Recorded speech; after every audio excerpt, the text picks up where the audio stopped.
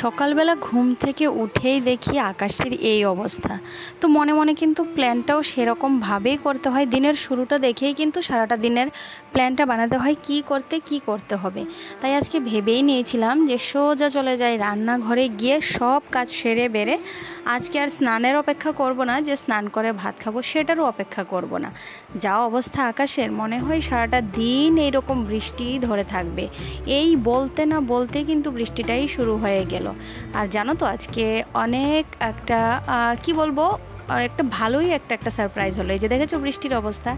তারপরে ভাত টাত খেয়ে ঘরে আসলাম। তারপরে একটু সময় ঘরে থাকার পরে কিন্তু দেখি একটা নতুন জিনিসটা কি অবশ্যই তোমাদের সঙ্গে শেয়ার করব। গরিব হতে পারি, ইচ্ছেটুকু অনেকটা বড়ই, কিন্তু বা স্বপ্নটা অনেকটা বড়ই দেখি। এই যে দেখো, অবসর মাত্র হয়েছিলাম যে এখন স্নান টান করে একবারে ঘরে ঢুকবো, তার মধ্যেই এসে গেল এটা অর্ডার দেওয়া হয়েছিল। তো এটা কি, আশা করছি তোমরা এখনও বুঝতে পারছো না, দাঁড়াও একটু পরেই বুঝতে পারবে। কিন্তু কথা হলো, আমার কাজের চাপটাই বেড়ে গেল। কারণ হলো, যেরকম ভেবেছিলাম যে বৃষ্টির দিন কাজটা একটু একবারে সেরে টেরে ঘরে ঢুকবো, সেরকমটা আর হলো না। তোমরা আমার এটা তো আগেই দেখেছিলে।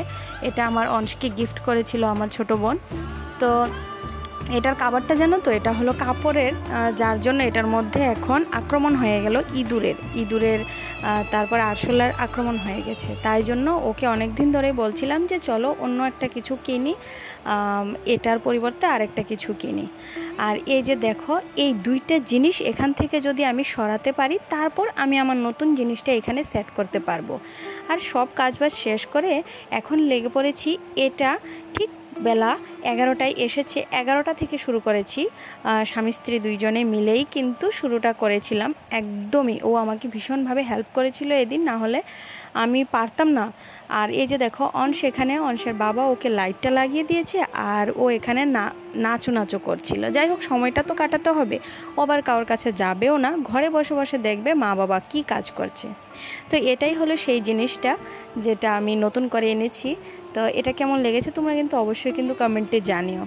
জানো তো, আমার ঘরটা না ভীষণ ছোট, কিন্তু আমার মনটা না ভীষণ বড়। ইচ্ছে থাকলেও উপায় করে উঠতে পারি না যে আমি কোনো একটা জিনিস করব। কারণ হলো, এত ছোট ঘরের মধ্যে আমি কোথায় কি রাখবো। দেখো, আমার ঘরের মধ্যে কোনায় শুধু ভর্তি, শুধু জিনিস, কিচ্ছু করার নেই।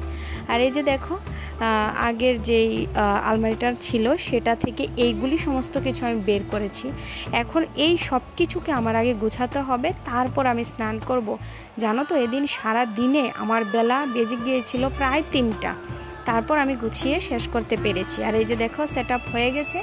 এখানে এটা রেখে দিয়েছি। আর এইটা দেখো, দরজার পাশেও আর জায়গা রাখিনি। আর তারপরে আলনার সাইডে ওইটা নিয়ে, ওইটার মধ্যে আর কাপড়ের যে কাভারটা ছিল সেটা দিইনি, এভাবেই রেখেছি যেন অংশের ব্যাগ, এরকম মানে পাতলা পাতলা জিনিসগুলি যেন রাখতে পারি সেই রকমভাবে। বুঝতে পারছো তো, আমার মতো যাদের এরকম ছোট ঘর আছে তারা অবশ্যই আমার কষ্টটা বুঝতে পারবে। আর জানো তো, অনেক বড় স্বপ্ন দেখলেও কিন্তু আমি স্বপ্নগুলি পূরণ করতে পারি না। তো যাই হোক, কথা বললেই অনেক বেশি কথা হয়ে যাবে। আজকের ভিডিওটা আর বড় করছি না, এইখানেই চলো টাটা। ভালো থাকো সবাই, সুস্থ থাকো।